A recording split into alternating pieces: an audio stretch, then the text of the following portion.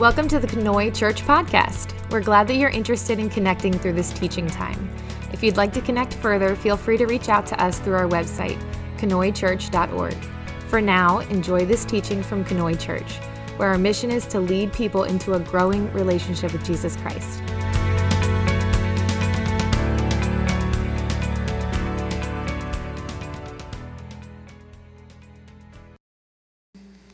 Good morning. I always write that at the top of my notes to make sure I say it, because I am so thankful for these mornings. It is a good morning when we are together. Well, we are on our second to last core value of the Brethren in Christ denomination. And if you're a guest with us today, you might be asking yourself, why are we talking about these core values? And the answer to that is because Knoy Church is a part of a larger family of churches called the Brethren in Christ denomination. And it is important for us to know our roots. It's important for us to know our family, to know where we came from, to know what we believe. And so we're talking about these core values as a way to reintroduce the denomination to all of us who gather together on a weekly basis and call ourselves the community of Knoy Church. Now, one thing to know is our 250th birthday as a denomination is coming up very soon. And over that 250 years, the Brethren in Christ have had several things that have influenced who we are. Things like Anabaptism, Wesleyanism, Pietism, and evangelicalism. All of these things kind of create our DNA, make us who we are. And we really were kind of struggling to describe ourselves. Like when people asked us, who are the Brethren in Christ? What do they believe? The answer that people would often give was, well, we're kind of like the Mennonites in this way. We're kind of like the Baptists in this. We're kind of like, and we didn't really have our own identity. So in 1999, they gathered together a bunch of men and women of all ages, races, creeds, and they brought them together and said, can you look at who the Brethren in Christ are, all these influences over the years, and help us determine what our core values are? And these 10 core values came out of that conversation. Now, one of the things that I have so appreciated, and you should know, for me, I have been Brethren in Christ, I was born into it, all right? I went through a time where I thought, Brethren in Christ is not for me.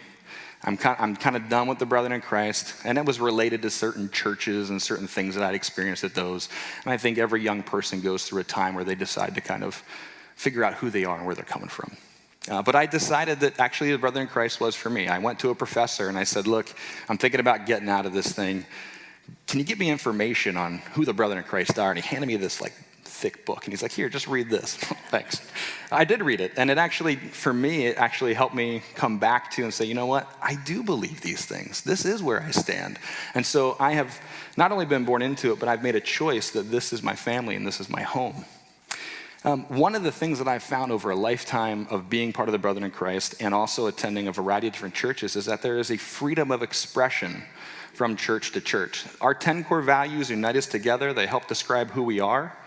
But there's a different expression here at Knoy, Brethren in Christ Church, than, say, Elizabethtown Brethren in Christ Church, which is only 4.5 miles away, right? And it's a different expression there than it is over at Harrisburg Brethren in Christ Church, or Encounter, which is in Palmyra, or in Kansas or California, where we have Brethren in Christ Church. There's a freedom of expression, which is a beautiful, beautiful thing. And what it means is we don't all come at the core values the same way. Okay? We don't all exactly describe them the same way or explain them the same way. In fact, I think our brothers and sisters in Palmyra were just going through a similar series. And if you were to go online and listen to their series on the core values, they're probably going to share some things I didn't share or teach in a way that I didn't teach about them, which is a beautiful thing. But what that also means is that there are times that we're going to disagree. And I've said this throughout the series. Disagreement is okay. We want to be a people that can disagree well, because that's going to show the world a better face of Jesus than if we disagree and part ways. Some of you guys might remember when I first came to the church, there was a bio that was passed out about me, about my family, about my background, things I'm involved in. And one of the things that I'm involved in is something called Awaken. And Awaken is a Brethren in Christ network for women in ministry, because our denomination affirms women in ministry at all levels of leadership, which means that we do have some churches that have women pastors. We've even been lucky enough to have a woman as a bishop at one point. And that's something that our denomination takes really seriously. On Friday, I was at a study conference with Awaken and the Brother in Christ denomination, where we had a bunch of speakers come in and they're speaking about this women in ministry. And during the lunch, there was a breakout session, and there was a pastor in the room who was sharing that he would love to talk more about this with his congregation. But he thinks that if he brought this up, 80% of his congregation would leave. 80%. So that would be, imagine a full sanctuary this morning, 2 of our sections getting out of here over an issue, over a theological issue.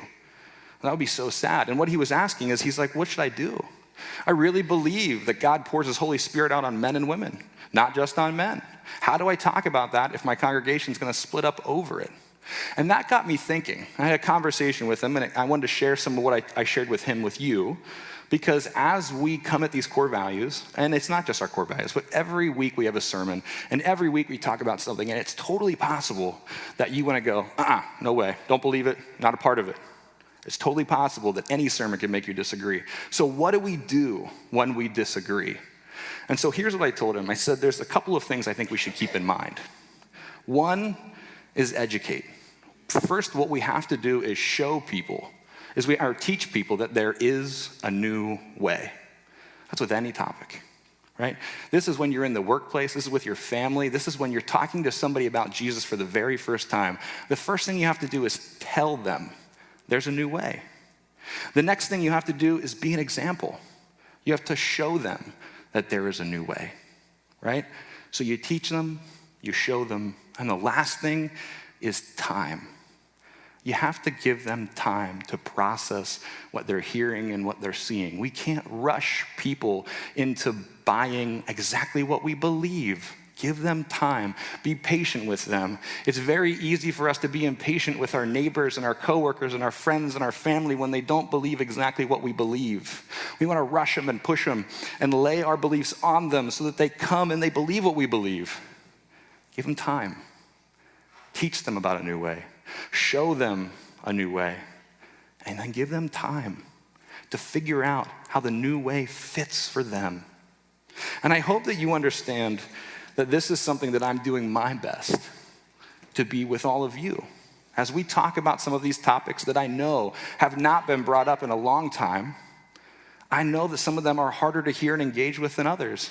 And so I hope you understand that I'm doing my best to teach as best as I know how, that I'm doing my very best to lead an example, knowing and hoping that we're all on the same page, that my example is so imperfect, but trying my best.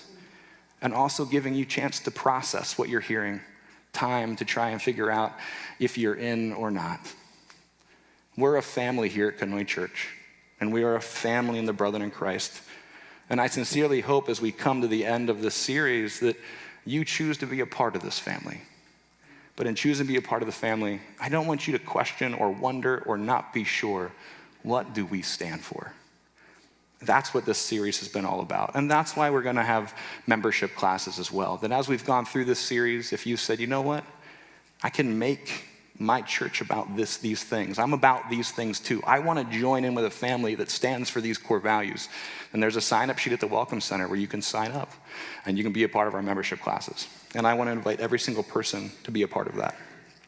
I think that the Brother in Christ has something that they can give the world needs.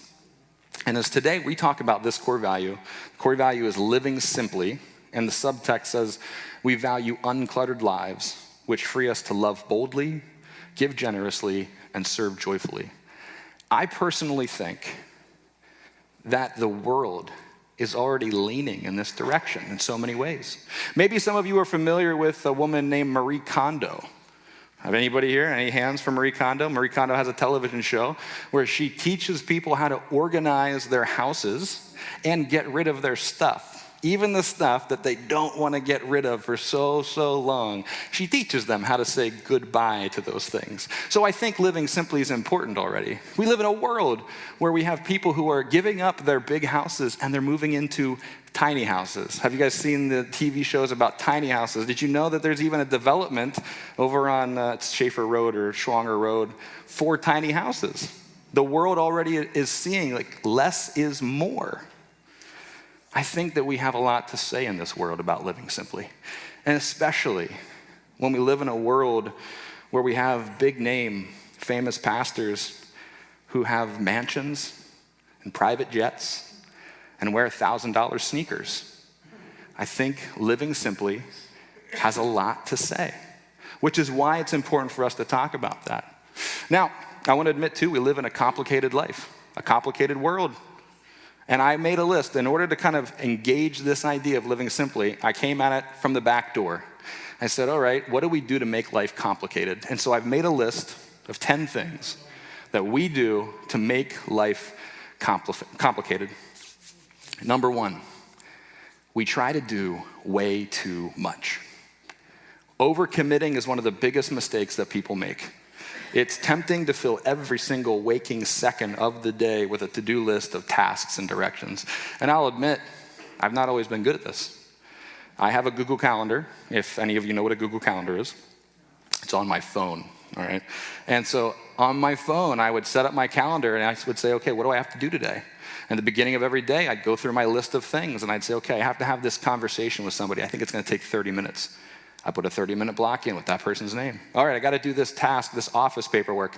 I think it's gonna take me about an hour. There's an hour block. And I would just block up every moment of my entire day. And one of the things I realized when I was talking with a fellow pastor, a friend of mine, he was sharing with me some of these really cool conversations that he has that are unplanned. People just knock on his door. I'm like, how do you have time for that? Like, I don't have time for people to knock on my door. I've got things to do. And he said, well, I build space into my schedule to have margin so that I have time to do those things. And I was like, oh man, that's a good idea. Maybe I shouldn't pack out every single minute of the day. Now, and I'll be honest with you too, maybe this is you. Maybe you fall into this category and your schedule is that packed out every single day. And I will admit this to you. I hurt the people closest to me when that was the life I was living. For my family that wants to stop by my office and say hi to dad, I don't have time for that because I got this meeting and that meeting. Or if they want me to come home for lunch, I don't have time for that. I didn't plan for it. Sorry, I've already built these things into my schedule. And so the people that suffered the most with an incredibly busy schedule of overcommitting myself, of trying to do way too much, are the people I love the very most. And so perhaps that's a word to you this morning, is to consider the schedule that you're keeping. Number 2, we try to control way too much. There's a lot of things in this life that are outside of your control. And if you can't admit that, life is going to be really, really hard. We tend to try and control so much that the things that at one time brought us joy now take life away from us. So if you are sitting here this morning where there was once something that you immensely enjoyed in your life, but now that thing does not bring you joy, perhaps there's a control issue. Perhaps there are things you have to admit are outside of your control. Number 3, we respond with negativity. A positive attitude is not just a reaction to the way things are. It's an expression of what is deep inside of you. Jesus talks about this in Luke when he says that you can tell a lot about the tree when you look at the fruit that comes from the tree. So if Jesus came in and he picked up your fruit, what would he be learning about the tree that is you? What fruit is in your life? Is it negative? Is it nasty? Is it positive and caring, compassionate? You can tell a lot about the tree by looking at the fruit that it bears. Number 4, we seek constant validation from others. Constantly. We're looking to impress others, please others, be validated in what we do and why we do it and how we do it by the people around us. The validation, if you need it, should come from God.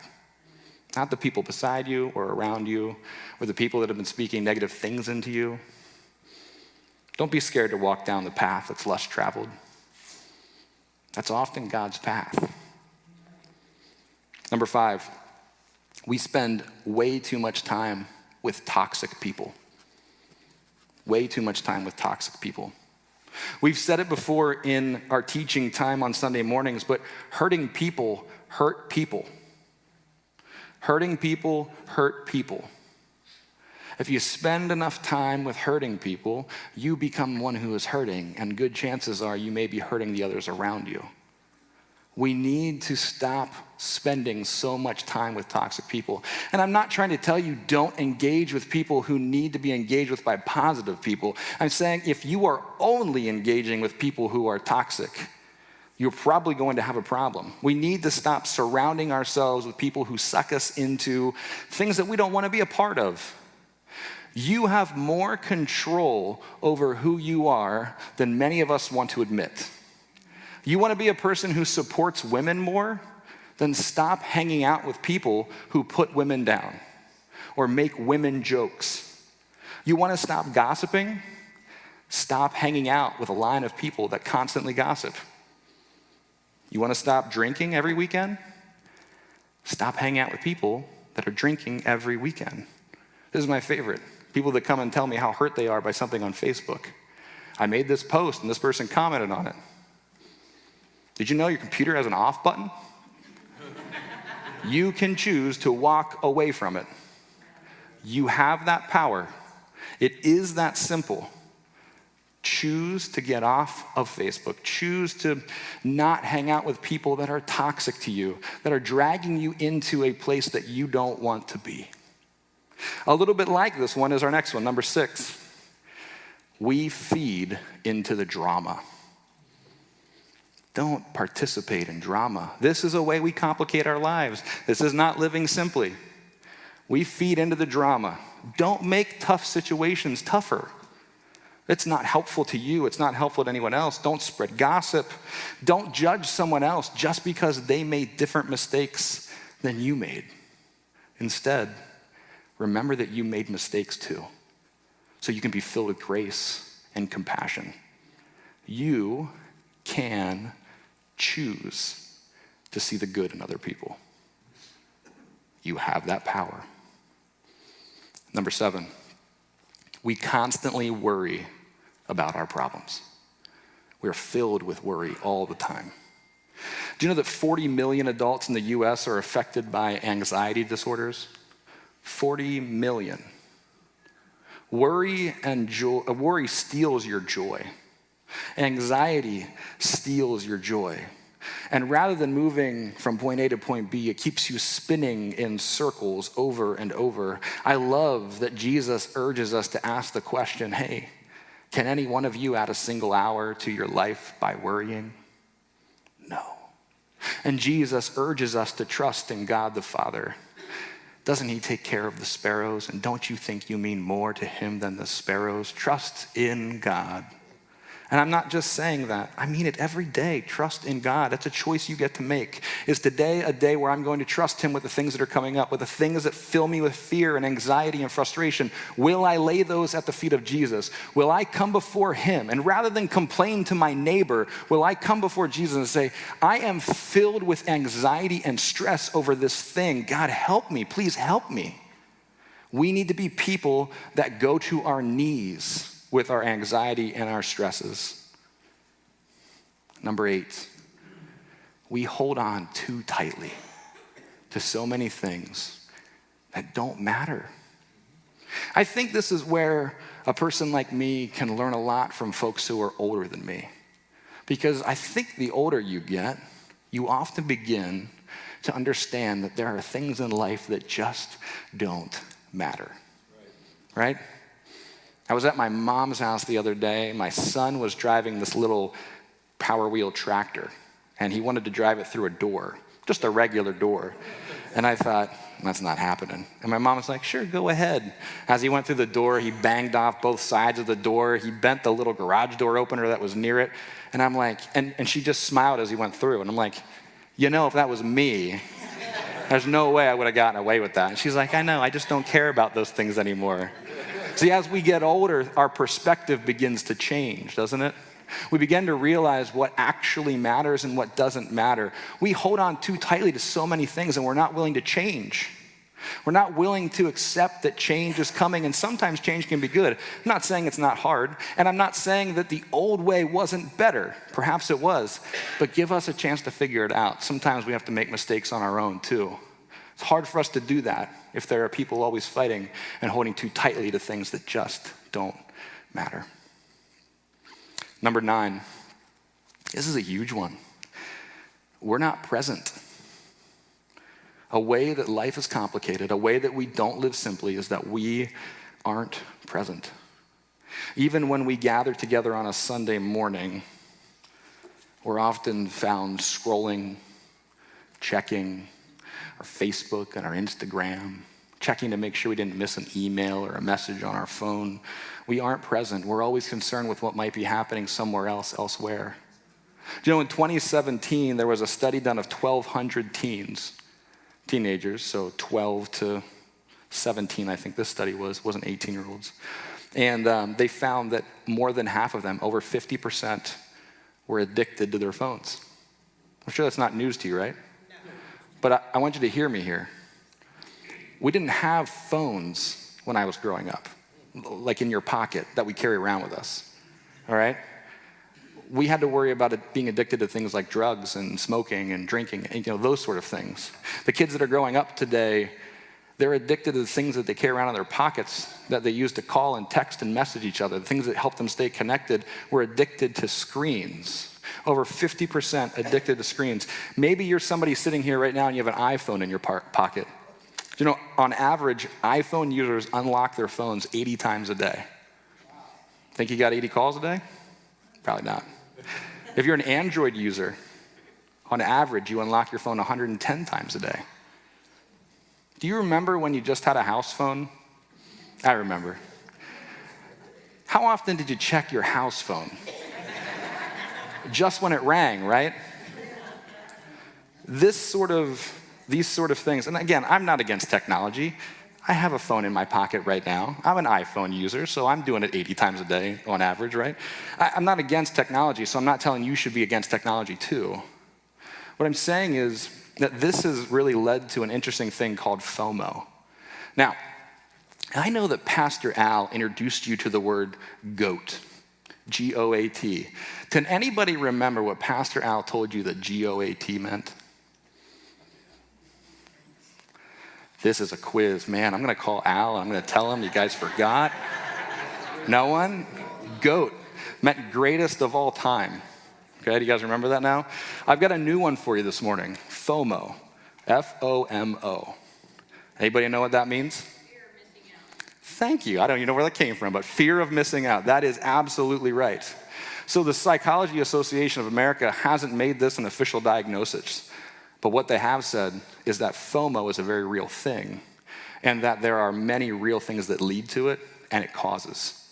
FOMO is fear of missing out. It is literally a worry. It's an anxiety that there's something exciting or interesting happening somewhere else that you're missing out on.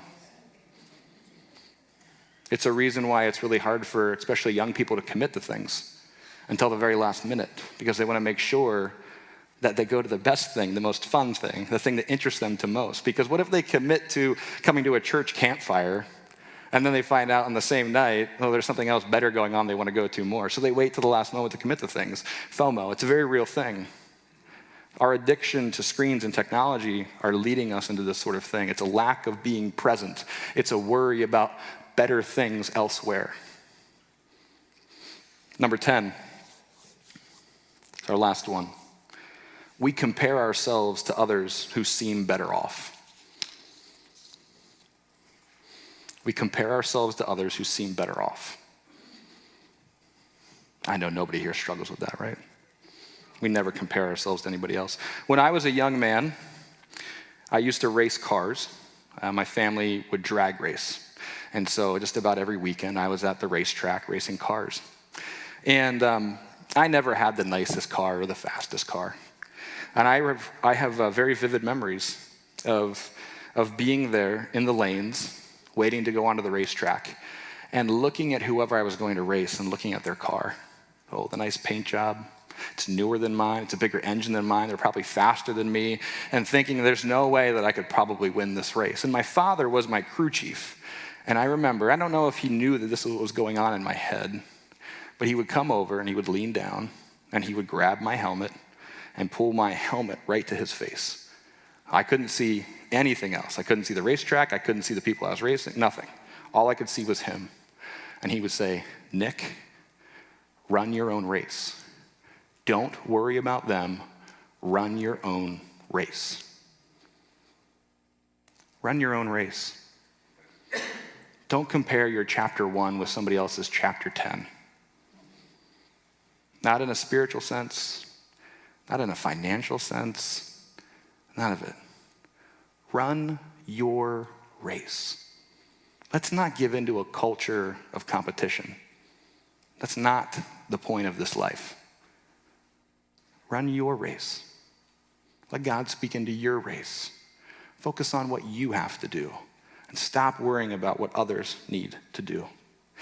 Life is complicated, and this is why I think we need to talk about living simply. And there's 4 things I want to talk about, and then we're going to wrap up. The first one is our schedules, and then our possessions, our speech, and our church. Okay? That gives you an idea of the things I'm going to tackle this morning. In case you were worried this whole time, I was going to tell you to go sell all your stuff. Let's talk schedules. Genesis 2, verses 2-3, it says this: By the 7th day, God had finished the work he'd been doing, so on the 7th day, he rested from all his work. Then God blessed the 7th day and made it holy, because on it he rested from all the work of creating that he had done. Rest. It's right there. In the very beginning of the story, God rested. Rest. And you know what? God didn't just rest. He commanded us to rest too. Exodus 20, verse 8-11. Remember the Sabbath day by keeping it holy. 6 days you shall labor and do all your work, but the 7th day is a Sabbath to the Lord your God. On it you shall not do any work, neither for you, nor your son or daughter, nor your manservant or maidservant, nor your animals, nor the alien within your gates. For in 6 days the Lord made the heaven and the earth, the sea, and all that is in them, but he rested on the 7th day. Therefore the Lord blessed the Sabbath day and made it holy. Now there's 3 types of people, and I don't say that casually. I've heard enough things over the years that there's like 3 categories of people I want to tell you about really quick that engage the Sabbath. The first one's this: there's always people looking for a loophole, right? Talk about the Sabbath. You always have the guy who says, "Oh, honey, I can't help with the kids. It's the Sabbath day. Didn't you hear Pastor Nick read that scripture? I can't do anything with our sons and our daughters." That's wrong. The Sabbath day is not an excuse, okay?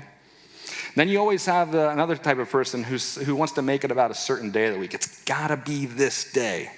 I'm a Christian, so my Sabbath day is Sunday. That's when I go to church. For sure, it's Sunday. And then you have some people who, they know a little bit about the history of things, like, oh no, actually the real Sabbath day is Saturday. And so Saturday, and I know more than you about the Sabbath day, so I'm right and you're wrong. Sabbath is Saturday. And I want to tell you, it's not about a day of the week, all right? If you're getting caught up in a day of the week, then you're getting caught up in the wrong thing, okay? It can be fun for us to talk about. We can have great conversations about the day of the week it is. But if you're caught up in that, you're missing the point. And then there's the people that always want to judge those who are working on the Sabbath day, Sunday. And when I was in high school, I was a waiter. And I was a waiter at a restaurant just down the street from this church, okay? And I remember working many Sundays, and the church rush would come in. All sorts of people who wanted to judge you for working on a Sunday, who then would come to a restaurant where there were people who had to serve and make food and all sorts of stuff for them. And sometimes they told you straight up to your face, you go to church, why are you working? And other times, you know how they told you? In the way they tip. Anybody here who's worked in the service industry knows what I'm talking about. Christians, come on. Churchgoers, come on. We shouldn't be the worst tippers, all right? God taught us a better way than working constantly. He taught us a better way than packing our schedules. He showed us a better way when he created the universe. And he's been waiting patiently for us to understand that the Sabbath is put in place to remind you that God didn't create human doings. He created human beings. Okay? So when's the last time that you honored God by taking some space? When's the last time you honored God by taking rest? By setting aside on purpose time in your schedule not to work, but to honor God with that time. You are not a human doing. Get that through your head this morning. You are a human being. When asked his name, God responded with, I am. When you are asked who you are, in so many places, the way you respond is, oh, hi, I'm Nick, I'm a pastor. We respond right away with the thing that we do, but we're not human doings, we're human beings. So the question we have to ask ourselves is, can you be content not to do? Because God has asked you to rest. Let's talk about our possessions. This is the one everybody's worried about. So here's the deal. I'm going to make this really clear this morning. It's not about your stuff, all right? Your stuff isn't the problem. It's your heart, all right? It's our heart. That which is in your heart will come out in your life. We just talked about the fruit in the tree, right? It comes out all over our lives. God calls us to give generously. He calls us to give generously with our money, with our time, with our gifts. He calls us to give generously to the church and outside the church. He calls us to give generously to those in need. When we see a need, we should be a people who rush to meet the need, not out of obligation. We should answer it, shouldn't we? Hello, you're on speaker. We should rush to meet needs, not out of obligation, but out of a love to look more like Jesus, okay? 1 John 3:17 says this, if anyone has material possessions and sees a brother or sister in need but has no pity on them, how can the love of God be in that person? Dear children, let us not love with words or speech, but with actions and in truth. It's a combo, okay? Words and deed and faith. These two things go hand in hand together. And you might say, Nick, I can't really give generously. I just don't have the means to do that. I understand. I totally understand. All right? But I think God makes a way when you have the will to do it. In fact, in Ephesians, Paul said, anyone who's been stealing must steal no longer, but must work doing something useful with their own hands, that they may have something to share with those in need. I mean, for the people that are stealing in his community, in the Ephesus community, he's saying, don't steal anymore, go get a job so that you can help people who are in need. That's fascinating to me, right? Where there is a will, there is a way. You want to serve in some way? Maybe you're right. Maybe you can't make the financial contribution to help somebody, but you got some gifts? You got some time on your hands? I bet there's a way that you can serve the people in the world and the church around you. We all have something to give. When I was the associate pastor at a different church, we started a small network of house churches. And eventually it grew into quite a few people. But these groups started out with young adults. That was their primary intention. So we're talking college-age kids. And I remember vividly one night, we are sitting in my living room, wrapping up our service. And we asked for prayers. And this one young woman shared that she's been having this really tough month. And she had no idea how in the world she was going to cover her car insurance. Without anything being said, and again, this is a much smaller community, it's a house church. A young man got up, a young man who's a full-time college student, who also worked at Wise when he wasn't in school, who had a whole lot going on, got up, walked over, pulled out his checkbook and said, how much? I can't teach that kind of generosity. That's buried deep within someone's heart to see a need and meet a need. But that's what I want to be. I can't stand up here and share an example that I've been that guy. That's why I'm sharing about my friend who was that guy. I want to look more like him because he looked a whole lot like Jesus in that moment. We should be a people who are known for our generosity. And yeah, I know some of you are thinking, but there are some people who want to take advantage. I know. I get it. Use your head. Be wise. Have discretion. But guys, don't let it jade you. Be generous in spirit. Be known for your generosity. It's not possessions that are the problem. It's being unwilling to be generous with what we have. It's choosing money and stuff over God's call on your life. Let's talk about our speech. Exodus 20, verse 16. You shall not give false testimony against your neighbor. Ephesians 4:25, therefore each of you must put off falsehood and speak truthfully to your neighbor, for we are all members of one body. This may seem like a no-brainer to you, but you shouldn't lie. Lying complicates your life.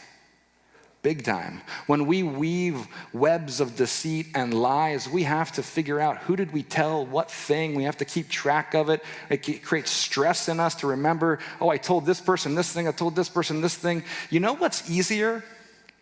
Not lying. Being yourself. Not stretching the truth, being honest. Guys, be yourself. God created you the way you are for a very good reason. Don't lie about who you are. Live into who God wants you to be. Be honest. There's another area of our speech that we should talk about too. And Jesus mentions this in the Sermon on the Mount. He says, let your yes be yes and your no be no. I want to read an excerpt. Again, there's this book about our core values. I want to read an excerpt from the book, written by a woman named Esther Spurrier. And she was one of the incredible women that we had present this past Friday. It was awesome to see her. She recently retired as a missionary from Zambia. And she writes this: Jesus reminds us to be clear and direct with our yeses and nos. We shouldn't need to complicate our speech with protestations of honesty to those whom we haven't always been straightforward with, or with jargon that keeps others from understanding, with ways of wording things that mislead or cloud an issue, or with reasons or excuses. When I lived in Zambia, I came to realize that when someone asked me for something, all they expected in response was a simple yes or no. I didn't need to come up with a reason, explanation, or excuse.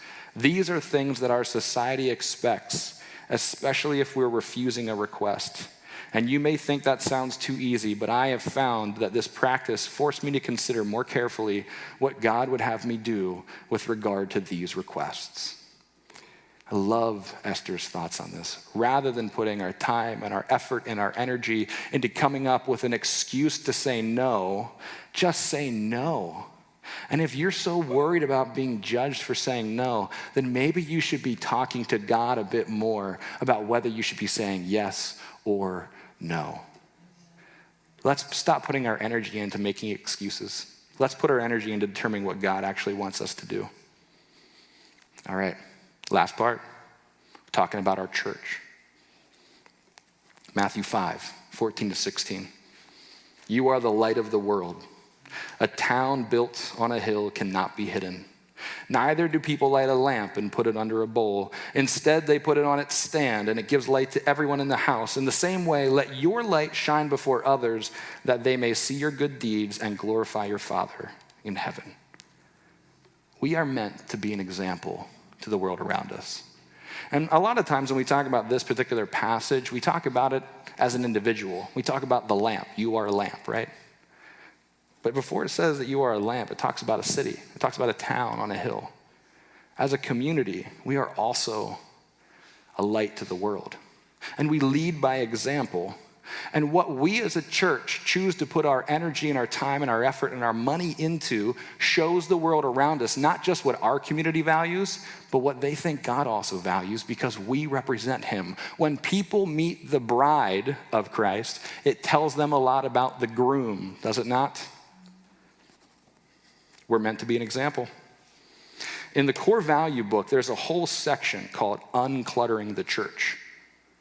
Uncluttering the church. The BIC historically have had incredibly simple buildings and really uncluttered worship spaces. And we don't have simple buildings because we can't build a more complicated building. We're capable of that. And we don't have uncluttered worship spaces because we can't cram more in here. We keep our buildings simple and we keep our worship spaces uncluttered so that you and I can focus on the thing that matters most there and here. Teacher, what is the greatest commandment? Love the Lord your God with all your heart, your soul, and your mind. This is the first and greatest commandment, and the second is like it. Love your neighbor as yourself. All the law and all the prophets hang on these two commandments. So we want our focus to be on these two things. When you come here, when you come to a Brethren in Christ church, we want to allow you to focus on one another. It's why we shake hands in the morning. It's why we have greeters. It's why we try to go around and be so friendly, because we matter. As a community, as brothers and sisters in Christ, as fellow believers, and for those who are coming for the very first time and they're not believers and they're not brothers and sisters yet, we usher them in because we take the time to love and engage them. We want to focus on one another, and we want to focus on what Jesus has done because Jesus has paved a way for us through his sacrifice on the cross. And so we value uncluttered spaces and simple buildings so that we don't get distracted by all these other things. Our focus is on the right stuff. Now, let me say one word about the future. Most churches that you go to, if they still use a bulletin, will give you a bulletin full of activities and groups and events. And that's not necessarily a bad thing, so don't hear me say that. Unless your church has so many activities that people don't know what to attend and where to plug in. Unless your church has so many activities that it can't find enough volunteers to run them well or safely. Unless your church relies on the same volunteers for so long that you burn out those volunteers. Eventually, you don't have activities and groups and events to put in your bulletin. You may have noticed that Kenoi Church has been going through a season of not having so many activities and groups and events. We'd like to come out of that season. And we hope that you do too. And we want to begin not by cluttering up the church calendar with a whole bunch of stuff. We want to choose a few very important things as a start for our community. Things like Sunday school and small groups.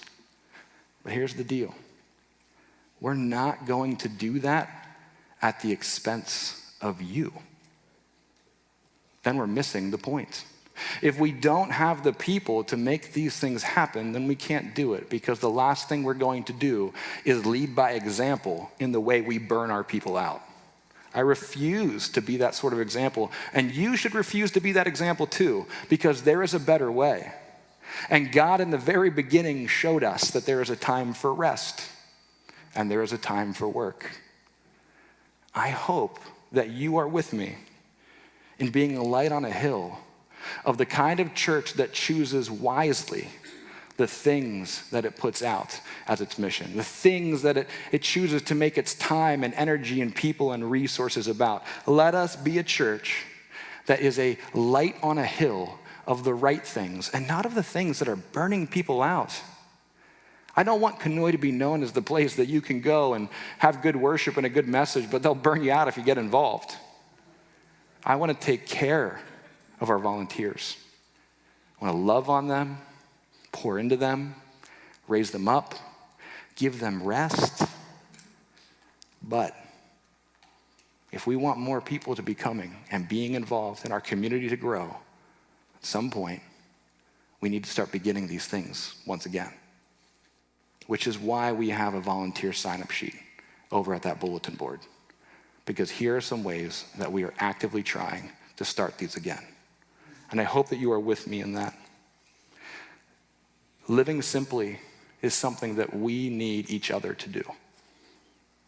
Okay? This is something that we need to be on the same page about.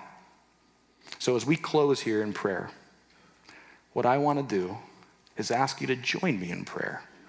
Not just praying for the strength to live simply ourselves, but praying for the future of our church, the future of our community, that we would choose to be a light on a hill for Jesus. Not for burnout, not for letting people slip through the cracks, but for choosing to focus on the right stuff. Let's pray. Hi, this is Pastor Nick. Thanks for listening. I hope something that you heard today was very helpful. If you want to connect with us further, feel free to check us out on Facebook, Instagram, or our website, canoychurch.org. Sure, I'm glad we're in this together.